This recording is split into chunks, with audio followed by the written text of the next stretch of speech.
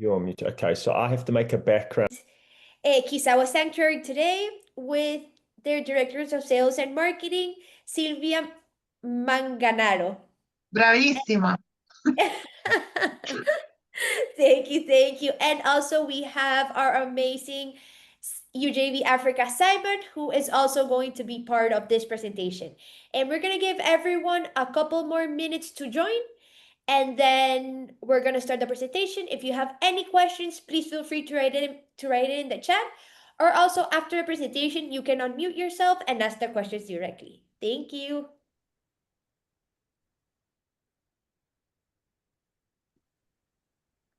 Awesome. Before we start, I want to make sure, can everyone see us and hear us clearly? If you can comment on the chat, it would be awesome. I'm fine. Thank Perfect. you. Thank you so much. Awesome, awesome. Okay, perfect. Thank you so much, guys. Sylvia and Simon, the floor is all yours. Thank you, Mariana. And thank you to everyone who's joining us today. It's lovely to see some names on here that are sort of guests, or I should say clients that already booked UJV Africa. And yeah, to start us off today, guys, as we go into the third year of UJV Africa now, I can't believe it how time flies. And as it goes every summer, we like to kind of run a series of webinars. And what we've seen sort of a bit of a trend over the last couple of years is when people go to Africa now, they like to finish off on a beach, especially couples, honeymooners, guys like celebrating their anniversaries. And the question always comes up, where should we go? And of course, you've heard of the likes of the Seychelles and Zanzibar, but an area that's really starting to kind of grow with us at UJV Africa is Mozambique.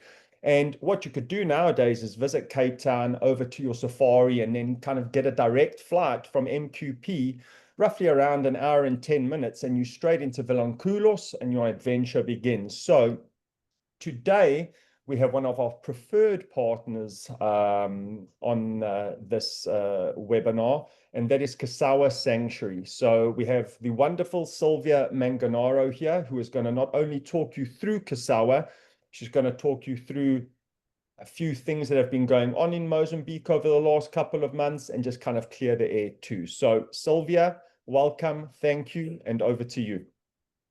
Thank you very much, Simon, for the introduction.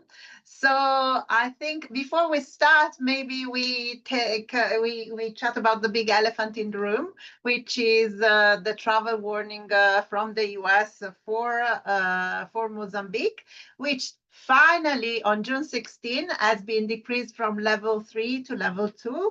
So just to put it into perspective, basically level 2 is the same warning as there is at the moment for France, Italy, UK, etc. So and on top of that, our area has always been super quiet and super safe. There were around the festive season some strikes, etc., in Maputo mainly, but they never touched our area. And then, of course, if you know Mozambique, you know that the north of the country is still a little bit of an off-limit zone, but that's 2,000 kilometers away from us. And we were chatting before, it's the same example as you don't go to visit Venice because there is a war in Ukraine. So the distances are more or less the same thing. So we are that far away from the north, and our area has always been super quiet. So now that that is cleared, let's present the property. So basically, how to get there. Simon already mentioned the connection from Mpumalanga to Vilanculo, which is 3 times a week from July to January. Obviously, the easiest way to connect is via Johannesburg. Both are handled by Airlink, which is a subsidiary of South African Airlines, so a very reliable airline, always on time. And then from there, you get into Vilanculo, and then from Vilanculo, we do the helicopter transfer, which is around 7 minutes to get to the property. And I don't know how familiar you are with the Bazaruto archipelago where you are in. Basically, this group of islands has been a national park since 1971. So it's a marine sanctuary. Everything is preserved, but not only in the water, also the dunes and the wildlife on the islands as well. So that's what makes it so unbelievably beautiful. So this is us. We have all of the southern tip of Benguerra Island. It's 300 hectares of land, and we only have 8 residences in total. So this is the distribution of the residences. I think something that is important to underline is that Kisawa is a place that is about privacy, seclusion, to be with your loved ones, to be with your friends, but it's not the place where you go for Mykonos vibes. You don't go at the bar at 5 o'clock and find a huge amount of people. Basically, bring your own friends, bring your own family, but it's ideal for people that are looking for total privacy. To give you an understanding, basically to go from the most distant residence to the wellness center, this is about 20 minutes if you walk on the beach, and if you use the mini moke and you go around, it's about 15 minutes as well. So distances are important, and it's something to take into consideration. Then quickly showing you the residences. So we start with the smaller one, if you want to say small. It's 1-bedroom residence. This part is 150 square meters inside, and then you have your own private day area with private pool and access to the beach. So each residence has a plot of land of at least 1 acre. So this is to underline again that you really don't have a problem if on property you have a big family and then a couple on the honeymoon. They will never be on top of each other. And then the interiors, as you can see, we start with the 1-bedroom residence. You have a very large living room, bedroom, and a huge bathroom. And I think it's a bit difficult to explain with images, but when you enter, the effect is really wow. You have very high ceiling, huge bay windows, and then you can see it's elegant without being ostentatious. There were a lot of local artisans involved in the creation of this. For example, the touching here, the doors, etc. And the way it has been built, it's all sustainable. There is no concrete that has been used. And on top of that, as you can see probably from the pictures, the residence is total blend in with the environment. We didn't disrupt the landscape, and you see this rough and beautiful vegetation that we have outside. So this is for the 1-bedroom residence. And then obviously you can see that in the day area, you have a kitchen, a dining area, another bathroom actually, and an area where you can eat in. This is the 1-bedroom with annex. So same principle, you have the full bungalow, which is 150 square meters. And then in the annex, there are twin beds and the possibility to add 3rd bed. So we only have one bedroom with annex, which is obviously very sought after when there are school holidays, etc. And then this is what we call a 2-bedroom residence. And as you can see, 2-bedroom is really not super accurate because basically you have twice the size of a 1-bedroom sharing the day area. So this is one single unit. We are never going to sell these 2 separately, right? And the principle remains the same. It's basically the bungalow that repeats. And then you see a little bit of the different shapes. Kisawa residence is another 2-bedroom residence. It's actually the one that was originally created for our owner. And basically the 2-bedroom residence, the Kisawa residence is the same size as a 2-bedroom, but it has a much larger space outside, a bit more African art inside. And that's why the price point is a tiny bit higher compared to the normal 2-bedroom.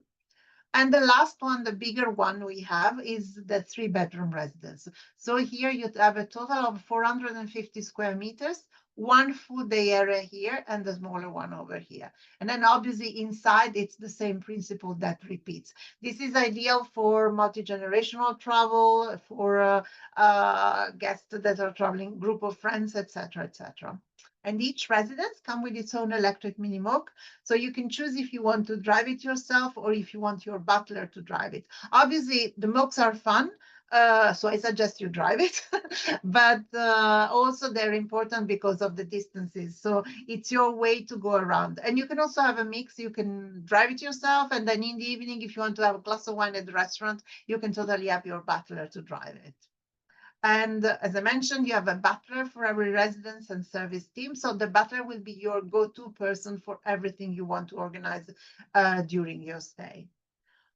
In terms of food and beverage, we actually have a quite extensive offering. So the property principle is in all inclusive. So you have all of the meals that are included, wines, cocktails, soft drinks, etc. Everything is included, and you can ideally also have snacks all day long if you want to do that. And but we give you a lot of options because obviously we don't want the guests to feel that they are stuck on an island. So rather than just give you one opportunity for your meals, you can eat in your own residence, which trust me, when you're sitting here, you don't really want to go anywhere else. But I suggest this one always for breakfast, because breakfast is the time of the day when you really want to be at your own residence. But then on top of the residence, we have 3 different restaurants. Main terrace, which this is just a corner, it's the one with the largest space inside, and it's more of I would say fine dining, and it also have this beautiful terrace overlooking the ocean, and it's why the wine cellar where the wine cellar sits, so also very important from this perspective. Keep in mind that main terrace has the largest space inside. So for example, if we have, let's say, a buyout, we can put everybody inside in case, for example, they planned an event and then there is a little bit of bad weather. Baraka is my absolute favorite. It's the African restaurant. It's next to a dune by the beach. Perfect to come here for aperitif and then stay for dinner. And you have wonderful views over the sunset in Vilanculo. And the last one is Cove Musasa, which is our Mediterranean restaurant. It's very barefoot luxury, very relaxed atmosphere. And it's all about, as I mentioned, Mediterranean. So you have a little bit Italian, Spanish, Lebanese food. And then we have the outsider, the one that everybody loves. It's the Pizza Tuk Tuk. So this one is I call it the restaurant that comes to you. It's more an experience rather than a meal. It's very fun for families with children, for example, because the children can help out preparing the pizza. But basically, the team will bring the tuk-tuk to your residence. They do a special setup. They do a bar setup as well. And you will have pizza for the night. And on top of these, we also have a lot of destination dining. Like, for example, for honeymooners, we do Moonlight Celebration, which is a special dinner under the stars with a barbecue. So we can do dinner between the dunes. So it's really a lot of, it's a very large playground to play with. We also have, which is not very common in our area, we have a fantastic wellness center. Actually an award-winning wellness center. We won quite a few awards for the architecture, which obviously, as you can see, it's fantastic, but also for the treatments that are offered. It's an holistic approach to wellness. So it's Ayurvedic treatment, but also sound healing. We have an Yashi dome. And then obviously the person in charge of the wellness center, Ayu, when you get to the wellness center, she will talk to you and see what you need. We also have, if you have clients interested, we have a full week program of wellness if they want to go for that. And obviously, the wellness center is fantastic also because it gives you option. For example, you may have, let's say, a couple. One person wants to do full immersion in diving, and another one can do a wellness retreat, and they can be together, but at the same time do different things. Small gym by the wellness center. So this is also very useful, especially for people that really want to do their exercise every day. But don't forget that we have 5 kilometers of unspoiled beaches on the place. So there is also the possibility to do a lot of activities outside. Yoga is one of those by the main pool. And yes, on top of having a pool for each residence, we also have the main pool, which is actually very, very big. And you can totally do your laps in the morning if you don't want to do them in the ocean.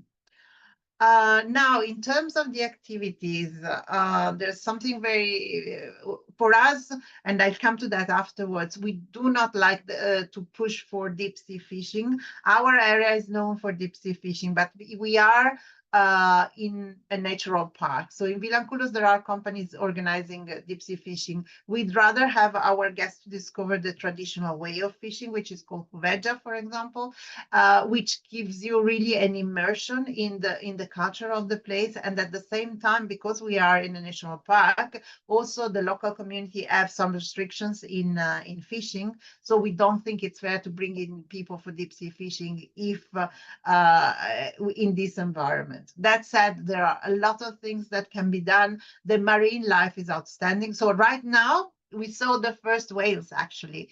They started to arrive. And so from normally mid-July, they arrived a bit earlier this year, to mid-July to mid-October, it's the whale season. And it's one of the best places in the world if you want to see the humpback whales, with the calves actually. So it's really nice. But on top of that, we have dolphins, we have turtles, manta rays, dugongs, which is an endangered species, but we have around 200 in our area. I don't know if you are familiar with that. They are dugongs or sea cows. So we have a lot of guests that are actually more interested in the dugongs than they are on the whales. We have a lot of marine activities. We have paddle boats, kayaks that you can use. Obviously snorkeling. We have a small house reef by the Baraka restaurant, but also obviously we can do excursions by boat to see the ocean.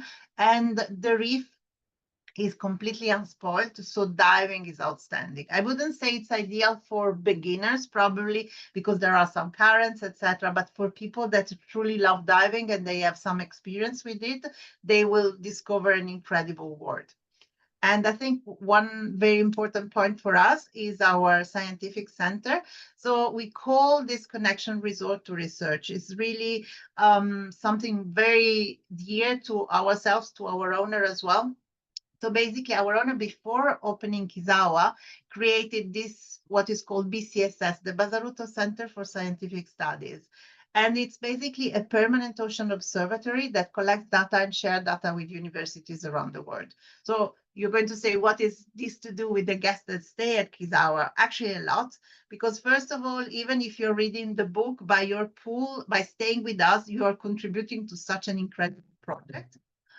On a second level, basically all the marine activities that we do are driven by the science that comes to us from the scientific center. So the way we approach the whales, the best time of the year to see some school of fish or something else, that's come from them. And then obviously for guests that are really into it, that want to have an understanding on how important it is, what happens in the ocean for the rest of the world and for our life.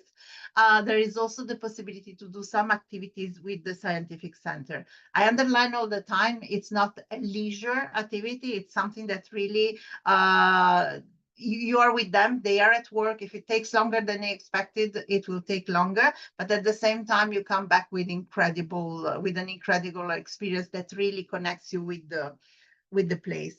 And while we are at this, one thing I would like to underline is that our team is 90%, it's a commitment we have with the local community. 90% of our team is from either Benguerra Island or Vilanculo.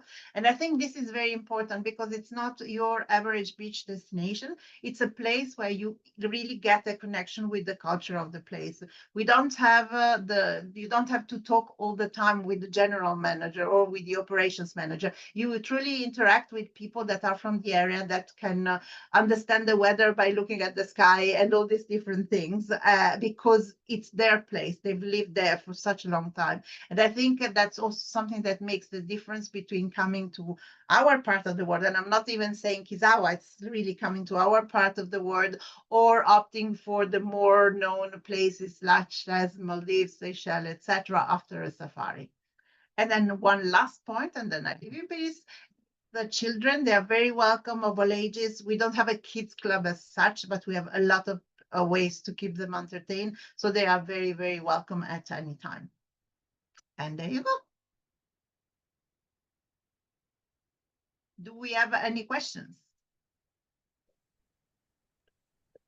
Thank you so much, Sylvia. You're welcome. And we have a question from Emily. She would like to ask, can you talk more about seasonality? Seasonality, yes, of course. So basically, the property is open all year round, as for the other properties in the area. I would say that the best time of the year to visit, it's anything between April and I would say till November is really ideal. Then over the festive season, it's still very nice. You can have some small rain showers from time to time, but it's nothing major. It's actually tropical, so it makes it nice. The 2 months that are a bit unpredictable are February and March. Those are the 2 months that can be tricky. But for example, this year they were really okay. We didn't have any issue. Other months, other times, like last year, for example, we had the cyclone in March. So these are the 2 months where we are a bit more careful. But other than that, it's good all year round. July and August are winter months, but it's a very mild winter. It's actually peak season for us, and you can do all the marine activities, and with the cherry on the cake, that is the possibility to see the whales. Thank you, Silvia. And we have a comment from Shari. She says, looks beyond belief, stunning. Oh, thank you. That's very. You should see it in person. It really is. Then we have another question. We have a question from Isabel. She would like to ask, when you say all inclusive, does this include the activities or just the meals, drinks? Thanks. Some of the activities are included. We normally do not include everything that is using the motorboats, but for example, you have one treatment per person at the spa. We have everything that is not motorized is included. And then obviously, if it's a long stay, etc., we are always there to make the guests happy. So we have a very extensive booklet of activities that I'm happy to share with you. But at the same time, yes, some of the activities are included, but not all of them. Thank you. Emily would like to ask, how many children can stay with parents in a one-bedroom? So normally we allow one children in the bungalow, in the one-bedroom residence. But if they are small, we can make it up to two as well. Normally we try to, because I mean, Simon has seen it as well. The residence is so nice that if you put too many extra beds, it loses a little bit like the how special it is. But obviously we understand if you have very small children, you don't want them on a separate bungalow. Thank you.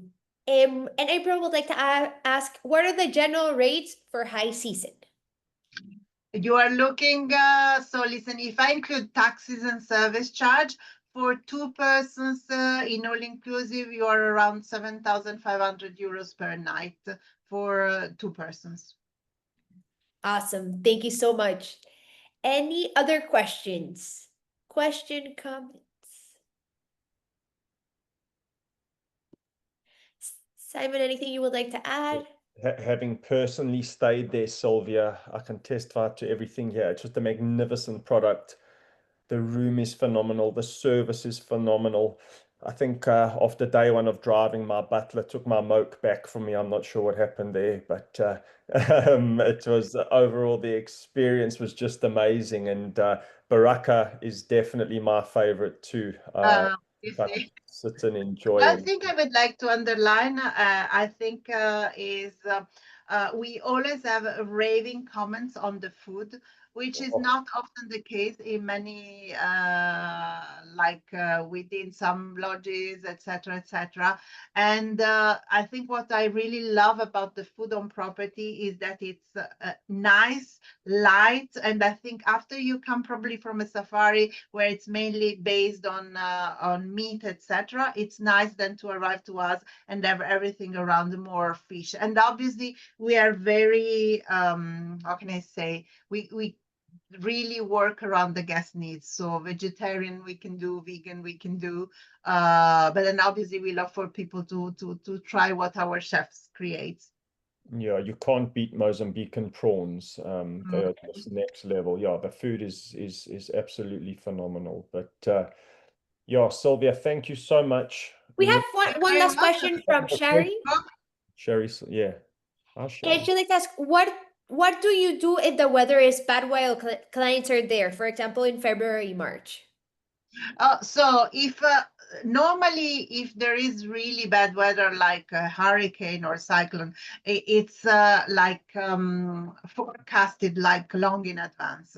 So normally what we do, we reach out to you guys and tell you, listen, there is this situation coming. It didn't happen very often. I like to cover all.